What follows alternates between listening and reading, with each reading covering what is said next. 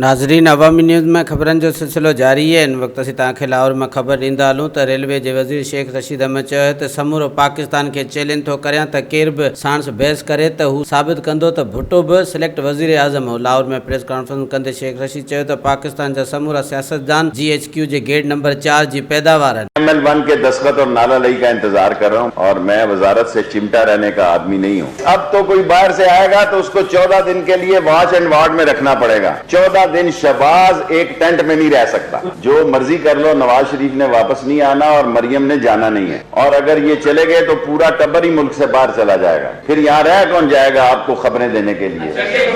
न ट्वीट होगा न ट्विटर होगा, बट फिर स्वेटर ही स्वेटर होंगे। वधीक ख़बरनि ऐं तफ़सील जे लाइ विज़िट कयो असांजी वेबसाइट awamiNewsHD.com ऐं ॾिसंदा रहो अवामी न्यूज़।